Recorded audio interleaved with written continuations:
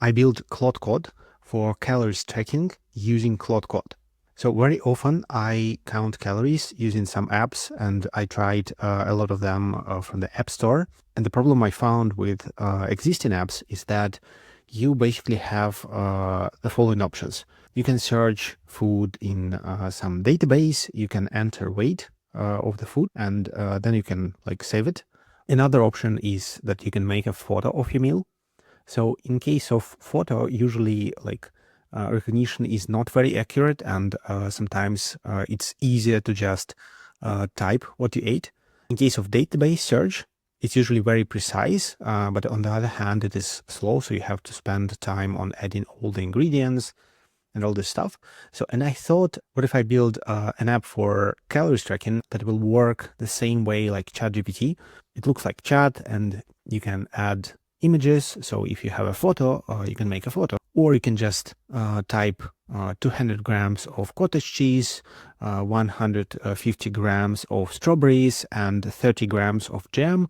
And the app will parse this request, go to find the nutrition and save it to your app, so you can just see all the food you've eaten in that day.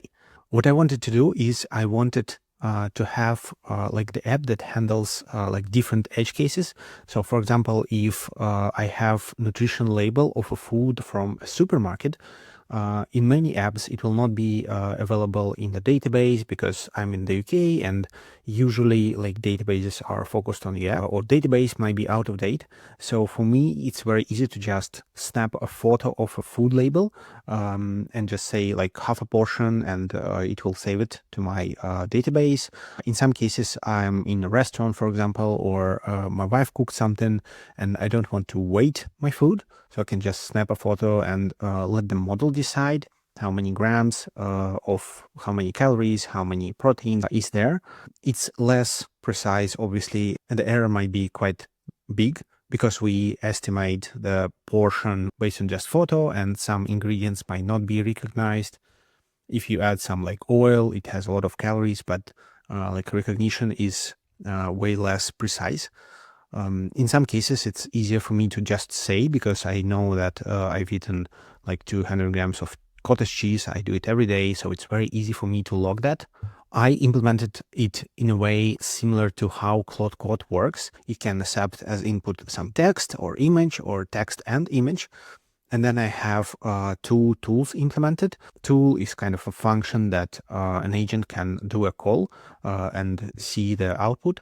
I have two tools. One tool is to search nutrition information, and second tool is to save this nutrition information to the database. So it's basically when it is returned to user. For searching labels, I found out that I have multiple options. The first option was to pay for some database. And the problem I found that database is usually region specific. So if you want to cover different regions, at least even English speaking countries, you'll have to pay much more than just US labels. Usually access to these databases is quite expensive. It can be a few $100s per month. And before validating the app, I didn't want to pay for that. Another option that I came up with is web search. So I found out that for many nutrition information on web search, nutrition information is available. So supermarkets, they publish their products online, and if you do web search, you can actually parse their website and extract this information.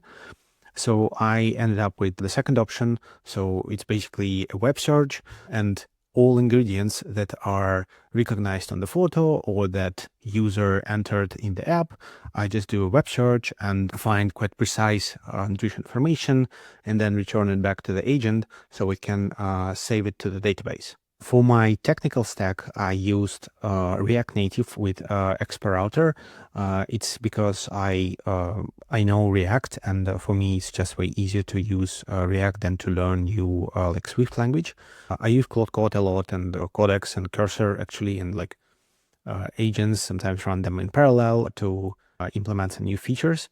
I also use Expo, which works together with React Native, because they have a lot of different libraries for React Native, and they allow you to just build apps and publish them to App Store quite easily.